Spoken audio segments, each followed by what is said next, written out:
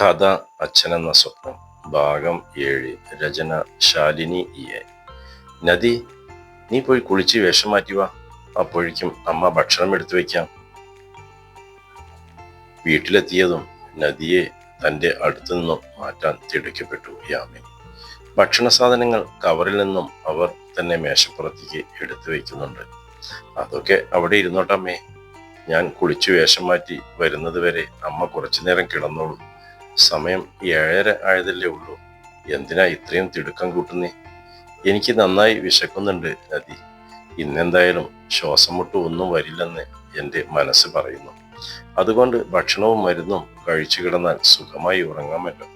അല്ലെങ്കിലും ഇന്ന് മനസ്സിനും ശരീരത്തിനും കുറച്ച് ഉന്മേഷമൊക്കെ തോന്നുന്നുണ്ട്. നീ സമയം കളയാതെ വേഗം വാ നദി. ഭക്ഷണം കഴിച്ചതിന് ശേഷം എനിക്ക് നിന്നോട് കുറച്ച് കാര്യങ്ങൾ സംസാരിക്കാനുണ്ട്. അതുകൂടെ കഴിഞ്ഞിട്ട് വേണം ഉറങ്ങാൻ. നദി ഒന്നും പറയാതെ റൂമിലേക്ക് പോയി. അവൾ ഇനി തിരിച്ചു വരാൻ അരമണിക്കൂറെങ്കിലും എടുക്കുമെന്ന് യാമിനിക്കറിയാം.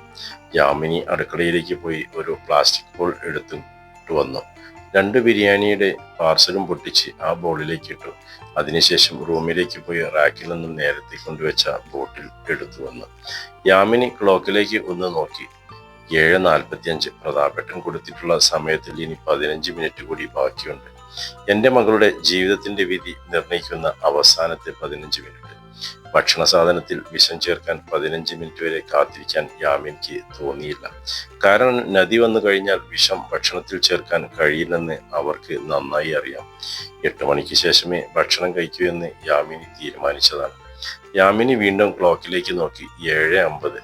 വിറക്കുന്ന കൈകളോടെ യാമിനി വിഷക്കുപ്പി കയ്യിലേക്ക് എടുത്തു. മൂടി തുറന്ന് അതിനുള്ളിലെ ദ്രാവകം മുഴുവൻ ബൗളിലെ ഭക്ഷണത്തിലേക്ക് ഒഴിച്ചു. അതിനുശേഷം ഒരു സ്പൂൺ എടുത്ത് മെല്ലെ ഒന്ന് ഇളക്കി വെച്ചു. ബൗളിലെടുത്ത് മണപ്പിച്ചു നോക്കി. സ്മെല്ലിന് എന്തെങ്കിലും വ്യത്യാസമുണ്ടോ? ഇല്ല. ഒരു മൂടിയെടുത്ത് ബൗൾ അടച്ചു വെച്ച് വീണ്ടും മിഴികൾ ക്ലോക്കിലേക്ക് നീണ്ടു. സെക്കൻഡ് സൂചി 55-ൽ നിന്നും മുന്നോട്ട് ചലിക്കുകയാണ്. അല്ലെങ്കിലും സമയം ആർക്കു വേണ്ടിയും കാത്തു നിൽക്കില്ലല്ലോ. ഇനി 8 മണിയാകാൻ 2 മിനിറ്റ് കൂടിയേ ബാക്കിയുള്ളൂ എന്ന് യാമിനി വേദനയോടെ ഓർത്തു. ഈ 2 മിനിറ്റിനുള്ളിൽ തൻ്റെ മകളെ രക്ഷിക്കാൻ ഒരു ദൈവവും നിലത്തിറങ്ങി വരില്ലെന്ന് യാമിനിക്കറിയാം. ജന്മം കൊടുത്ത അമ്മ തന്നെ മകൾക്ക് മരണവും കൊടുക്കുന്നു. എന്നെ കൊണ്ട് ഈ വിധി ചെയ്യിച്ച ദൈവമേ, നിനക്ക് തൃപ്തിയായില്ലേ? ജീവിതത്തിൽ അറിഞ്ഞുകൊണ്ട് ഒരു പാപവും ഞാൻ ചെയ്തിട്ടില്ല. ആ എന്നെ കൊണ്ട് ഇത്രയും വലിയൊരു പാതകം ചെയ്യിക്കുകയല്ലേ നീ? ദൈവം കാരുണ്യവാനാണത്രേ, കരുണയുള്ളവനാണത്രേ, ആപത്തിൽ കൈ പിടിച്ചുയർത്തുന്നവനാണത്രേ. എന്നിട്ടെന്തേ എൻ്റെ കൈ പിടിച്ചുയർത്താൻ വരാതിരുന്നത്? ഞാൻ അനാഥയായതുകൊണ്ടാണോ? ആലംബമറ്റവളായതുകൊണ്ടാണോ? പാപികളെ കൈ പിടിച്ചുയർത്തുന്നവൻ ആണ് ദൈവം, പാപികളെ പന പോലെ വളർത്തുന്നവനാണ് ദൈവം. ആ തത്വമാണ് ശരി. എനിക്ക് നീ വിധിച്ച ഈ കർമ്മം ഞാൻ ചെയ്യാൻ പോവുകയാണ്. എൻ്റെ മകളെ ഓർത്ത് ഞാൻ ഇനി കരയില്ല. എൻ്റെ കൈവിരലുകൾ വിറയ്ക്കില്ല. മരണത്തിലും ഞാൻ എൻ്റെ മകളെ കൂടെ കൂട്ടുന്നു. അവൾക്ക് വേണ്ടി ചെയ്യാൻ കഴിയുന്ന ഏറ്റവും മഹത്തായ കാര്യമായിരിക്കും അത്. ഇപ്പോൾ ക്ലോക്കിൽ 8 മണി കഴിഞ്ഞിരിക്കുന്നു. ഇനി ആരെയും കാത്തിരിക്കാനില്ല. അവൾ തൻ്റെ ഫോൺ എടുത്ത് കയ്യിൽ പിടിച്ചു. ഇനി നീയും ജീവിച്ചിരിക്കണ്ട. യാമിനി ഫോണിൽ നിന്നും സിം കാർഡ് ഊരിയെടുത്തു. അടുക്കള ഭാഗത്തെ വാതിൽ തുറന്ന് പുറത്തേക്ക് ഇറങ്ങിയതിനു ശേഷം അമ്മിക്കല്ലിൽ വെച്ച് ആ സിം കാർഡ് നന്നായി ഉരച്ചു. അതിനുശേഷം അമ്മിക്കുഴ കൊണ്ട് സിം കാർഡും ഫോണും കുത്തിപ്പൊട്ടിച്ചു എല്ലാം പൊറുക്കിയെടുത്ത് ബാക്കിലെ വാഴത്തോട്ടത്തിലേക്ക് എറിഞ്ഞു. പിന്നെ വാതിൽ അടച്ചുകൊണ്ട് ഹാളിലേക്ക് വന്നു. നദി കുളി കഴിഞ്ഞ് വേഷം മാറ്റി ഹാളിൽ നിൽക്കുന്നുണ്ട്. അമ്മ എവിടെ പോയിരിക്കുകയായിരുന്നു? ഞാൻ റൂമിലൊക്കെ പോയി തിരഞ്ഞു. ഞാൻ ബാക്കിലെ വാതിൽ അടച്ചിട്ടില്ലേ എന്ന് നോക്കാൻ പോയതാ. അത് നമ്മൾ പോകുമ്പോൾ അടച്ചിട്ടുള്ളത്, പിന്നെ ആരാ തുറക്കുന്നേ? ഈ അമ്മയുടെ ഒരു കാര്യം, വാ നമുക്ക് ഭക്ഷണം കഴിക്കാം. ഇന്നാണെങ്കിൽ ഒരുപാട് പഠിക്കാനുണ്ട്, വർക്ക് ചെയ്യാനുമുണ്ട്. വയറു നിറച്ചിട്ട് പഠിക്കാനിരുന്നാൽ ഉറക്കം വരുമെന്ന പേടി. വർക്ക് ചെയ്തില്ലെങ്കിൽ സാറിന്റെ കയ്യിൽ നല്ല ചീത്ത കേൾക്കും. നദി ടെൻഷനോടെ പറഞ്ഞതും യാമിനി ഒന്ന് ചിരിച്ചു. അഥവാ ഉറങ്ങിപ്പോയാലും നാളെ മാഷ് ഒന്നും പറയാൻ പോകുന്നില്ല, അതമ്മ ഉറപ്പു തരാം. യാമിനി പറഞ്ഞത് കേട്ട് നദി അവളുടെ മുഖത്തേക്ക് നോക്കി കളിയാക്കി ചിരിച്ചു. പിന്നെ കോളേജിലെ കാര്യങ്ങളൊക്കെ തീരുമാനിക്കുന്നത് അമ്മയല്ലേ? സ്നേഹം കൊണ്ട് നദി യാമിനിയുടെ കവിളിലൊന്ന് പിച്ചി. നദി തന്നെ ബിരിയാണി 2 പ്ലേറ്റിലേക്ക് വിളമ്പി. ആദ്യത്തെ ഉരുള അമ്മ വാരിത്ത തരാം. കഴിക്കാനിരുന്നതും യാമിനി പറഞ്ഞു. നദി ചിരിച്ചുകൊണ്ട് സമ്മതം അറിയിച്ചതും ഒട്ടും വെപ്രാളമില്ലാതെ കൈവിരലുകൾ വിറയ്ക്കാതെ യാമിനി ഒരു ഉരുള ചോറെടുത്ത് നദിയുടെ വായിലേക്ക് വെച്ചു കൊടുത്തു.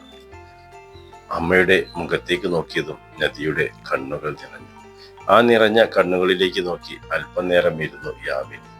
ഉരുളച്ചോറ് സ്വീകരിക്കുമ്പോൾ തൻ്റെ മകളുടെ മനസ്സിൽ എന്താണെന്ന് യാമിനിക്ക് മനസ്സിലായില്ല. അവളുടെ കണ്ണുകൾ നിറഞ്ഞത് എന്തിനായിരിക്കുമെന്ന് യാമിനി മനസ്സിലോർത്തു. ഇനി എത്ര നാൾ അമ്മ തനിക്ക് വാരിത്തരുമെന്ന് ആയിരിക്കുമോ അവൾ ഓർത്തത്? ആയിരിക്കും. അടുത്ത ഉരുള വാരി യാമിനി തൻ്റെ വായിലും വെച്ചു. സത്യപ്രതാപന്റെ കാർ ചീറിപ്പാഴുകയാണ്. അരികിൽ രേണുകയുമുണ്ട്. പലയാവർത്തി അയാളും രേണുകയും മാറി മാറി യാമിനിയുടെ ഫോണിലേക്ക് വിളിക്കുന്നുണ്ട്. ചിലപ്പോൾ സ്വിച്ച് ഓഫ് പറയും, ചിലപ്പോൾ ഔട്ട് ഓഫ് കവറേജ് ഏരിയ പറയും. പ്രതാപേട്ട, എത്ര ദിവസം ആ കത്ത് നിങ്ങളുടെ കയ്യിൽ ഉണ്ടായിരുന്നു? ഒന്ന് എടുത്തു വായിച്ചു നോക്കാൻ തോന്നിയില്ലല്ലോ. അവൾ എന്തെങ്കിലും കടുകൈ ചെയ്തിരിക്കുമോ? ആ കുഞ്ഞിനെ കൂടി കൊന്നിരിക്കുമോ? സമയം ഇപ്പോൾ 8:30 കഴിഞ്ഞു.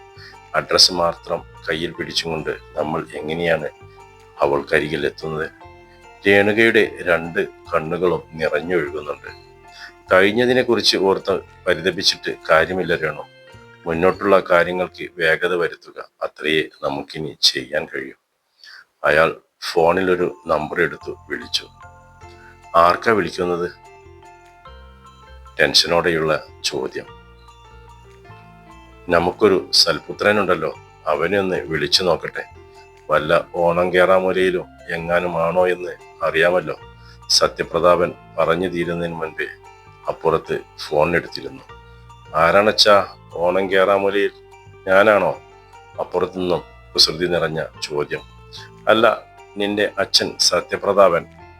ആണോ? അതിരിക്കട്ടെ, എന്താണ് ഈ നേരത്തൊരു വിളി?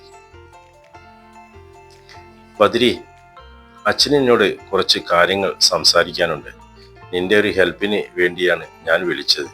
നീ എവിടെയാ മോനെ? അച്ഛൻ്റെ സ്വരത്തിൽ ടെൻഷൻ മനസ്സിലായതും ബദ്രിനാഥിന്റെ നെറ്റി ചുളിഞ്ഞു. അച്ഛൻ കാര്യം പറയും. തിരുമംഗലത്ത് തറവാട്ടിൽ മഹാദേവൻ മാസ്റ്ററുടെ കൂടെ ഗാർഡനിൽ ഇരിക്കുകയാണ് ബദ്രിനാഥ്. അച്ഛൻ്റെ ഫോൺ ആണെന്ന് പറഞ്ഞുകൊണ്ട് അവൻ മഹാദേവൻ മാസ്റ്ററുടെ അടുത്ത് നിന്നും കുറച്ചു മാറി നിന്നു. സത്യപ്രതാപൻ ചുരുങ്ങിയ വാക്കുകൾ കൊണ്ട് യാമിനിയെയും അവളുടെ കത്തിനെയും കുറിച്ച് ബദ്രിയോട് വിവരിച്ചു. ഒരു നടുക്കം അവന്റെ തലച്ചോറിനുള്ളിലൂടെ പാഞ്ഞു. ബദ്രി കുറച്ചു മാറി സിമന്റ് ബെഞ്ചിൽ ഇരിക്കുന്ന അമ്മാമ്മയെ ഒന്ന് നോക്കി. അച്ഛൻ ടെൻഷനാവാതെ, ഒന്നും സംഭവിക്കില്ല, ഞാൻ വേണ്ടത് ചെയ്യാം. യാമിയുടെ അഡ്രസ്സ് ഞാൻ ഇപ്പോൾ തന്നെ നിനക്ക് സെൻഡ് ചെയ്യാം. ബദ്രിയുടെ പരിഭ്രമത്തോടെയുള്ള നിൽപ്പ് കണ്ടതും മഹാദേവൻ മാസ്റ്റർക്ക് എന്തോ പന്തികേട് മണത്തു. ബദ്രി ഫോൺ വെച്ച് തിരിഞ്ഞതും മഹാദേവൻ അവന്റെ തൊട്ടു പിന്നിലെത്തി. എന്താ ബദ്രി, വീട്ടിൽ എന്തെങ്കിലും പ്രശ്നമുണ്ടോ? അവൻ അച്ഛനിൽ നിന്നറിഞ്ഞ കാര്യങ്ങൾ മഹാദേവനോട് പറഞ്ഞു. അയാൾ തളർച്ചയോടെ സിമന്റ് ബെഞ്ചിലേക്ക് ഇരുന്നു. ചിന്തിച്ചിരിക്കാൻ സമയമില്ലെന്ന് ബദ്രിയുടെ തലച്ചോർ പറയുന്നുണ്ട്. അവൻ വേഗം ഗൂഗിളിൽ സെർച്ച് ചെയ്ത് യാമിനിയുടെ സ്ഥലപരിധിയിലുള്ള പോലീസ് സ്റ്റേഷൻ നമ്പർ കണ്ടുപിടിച്ചു വിളിച്ചു. വിളിക്കുന്നത് ആരാണെന്ന് പറഞ്ഞതിന് ശേഷമാണ് അവൻ കാര്യം പറഞ്ഞത്. അഡ്രസ്സും മെയിൽ ചെയ്തതോടെ അവർ ഉടനെ തന്നെ അവിടെ എത്താമെന്ന് വാക്കുകൊടുത്തു. അങ്കിൾ വിഷമിക്കേണ്ട, നമുക്ക് ഉടനെ തന്നെ അങ്ങോട്ട് പോകാം. നമ്മൾ അവിടെ എത്തുന്നതിന് മുൻപേ പോലീസ് അവിടെ എത്തിയിരിക്കും. എല്ലാ കാര്യങ്ങളും അവർ ചെയ്യും. വാ, എഴുന്നേൽക്ക്. കാർത്തിയോട് പറയണ്ടേ? വേണ്ട, അവനിതൊന്നും അറിയണ്ട. അറിഞ്ഞാൽ എന്നെയും നിന്നെയും അവിടേക്ക് വിടില്ലവൻ. അവനെ കുറ്റം പറഞ്ഞിട്ട് കാര്യമില്ല. ഇന്ന് ഞാൻ ഇവിടെ വന്നിരുന്നത് തന്നെ നിന്നോട് അതെല്ലാം പറയാൻ വേണ്ടിയാണ്. അത് കേൾക്കാൻ നിനക്കും സമയമായിട്ടില്ല. അയാൾ ദുഃഖഭാരത്തോടെ പറയുമ്പോൾ ബദ്രി തന്റെ കാറിനരിയിലേക്ക് നടന്നിരുന്നു. മഹാദേവൻ മാസ്റ്ററേയും കൂട്ടി കാർ ഡ്രൈവ് ചെയ്യുന്നതിനിടയിലാണ് അവൻ സത്യപ്രതാപനെ വിളിക്കുന്നത്. അച്ഛൻ ടെൻഷൻ അടിക്കേണ്ട, അവിടുത്തെ പോലീസ് സ്റ്റേഷനിൽ ഞാൻ വിവരം അറിയിച്ചിട്ടുണ്ട്. അവരിപ്പോൾ അവിടെ എത്തും. ഞാനും പിന്നാലെ വരുന്നുണ്ട്. ബദ്രിയുടെ വാക്കുകൾ രണ്ടുപേരിലും തെല്ല് ആശ്വാസം പകർന്നെങ്കിലും ആശങ്ക വിട്ടുമാറിയില്ല. അന്നേരം സത്യപ്രതാപന്റെ മനസ്സിൽ കുറച്ചു മുൻപ് വായിച്ച കത്തിലെ വരികളായിരുന്നു. എനിക്ക് പ്രതാപേട്ടനെ നേരിട്ട് കാണണമെന്നുണ്ടായിരുന്നു. അതിനുവേണ്ടിയാണ് ഞാൻ ഇന്ന് ഓഫീസിൽ വന്നത്.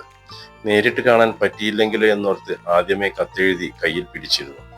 ഇനിയും ഒരിക്കൽ കൂടി വരാൻ എൻ്റെ ശരീരം എന്നെ അനുവദിക്കില്ല. ഇത്രനാളും യാമിനി ആരോടുമൊന്നും ആവശ്യപ്പെട്ടിട്ടില്ല. എന്നാൽ ഇന്ന് യാചനയുടെ വക്കിൽ എത്തി നിൽക്കുകയാണ് എൻ്റെ ജീവിതം. എൻ്റെ മകൾക്ക് വേണ്ടി പ്രതാപേട്ടനോട് യാചിക്കാനാണ് ഞാൻ വന്നത്. കുറ്റമൊന്നും ചെയ്യാത്ത എനിക്ക് ശിക്ഷ വിധിച്ച ദൈവം. 3 വർഷമായി ഞാൻ ഒരു ബ്ലഡ് ക്യാൻസർ പേഷ്യൻ്റാണ്. ക്യാൻസറിന്റെ അവസാന സ്റ്റേജിൽ ആണ് ഞാൻ നിൽക്കുന്നത്. മകൾക്ക് വേണ്ടി സ്വരുക്കൂട്ടി വെച്ചതെല്ലാം എൻ്റെ ചികിത്സ ചെലവിലേക്ക് ഒഴുക്കിക്കളഞ്ഞു. ഇന്നെൻ്റെ കൈയും മനസ്സും ശൂന്യമാണ്. അന്ന് ഇറങ്ങുമ്പോൾ എന്നിലുണ്ടായിരുന്ന ഗർഭം ഇന്ന് 22 വയസ്സുള്ള ഒരു പെൺകുട്ടിയായി വളർന്നിരിക്കുകയാണ്. ഏത് നിമിഷവും മരണം സംഭവിക്കാമെന്ന സ്ഥിതിയിലാണ് ഞാനിപ്പോൾ. വേറെ ആരോടും എനിക്ക് യാചിക്കുവാനില്ല. ഈ കത്തിനോട് പിൻ ചെയ്ത് ഞാൻ ഒപ്പുവെച്ച ഒരു മുദ്രപ്പേപ്പർ ഉണ്ട്. എൻ്റെ മകളെ പ്രതാപേട്ടന് ദത്ത് നൽകാൻ സമ്മതമാണെന്ന് പറഞ്ഞുകൊണ്ടാണ് ഞാൻ സൈൻ ചെയ്തിരിക്കുന്നത്.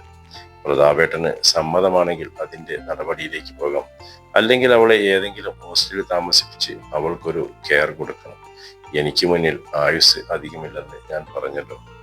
ഉറങ്ങുന്ന ഉറക്കത്തിൽ ഞാൻ പെട്ടെന്ന് മരിച്ചുപോയി എന്ന് വരാം. അങ്ങനെ പോകുമ്പോൾ എനിക്കൊരു സമാധാനം ഉണ്ടാകില്ലല്ലോ.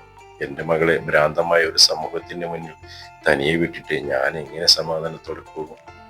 അതുകൊണ്ട് 5 ദിവസം ഞാൻ പ്രതാപേട്ടന്റെ വിളിക്കായി കാത്തിരിക്കും. താഴെ ഞാൻ കൊടുത്തിട്ടുള്ള ഫോൺ നമ്പർ എൻ്റെതാണ്.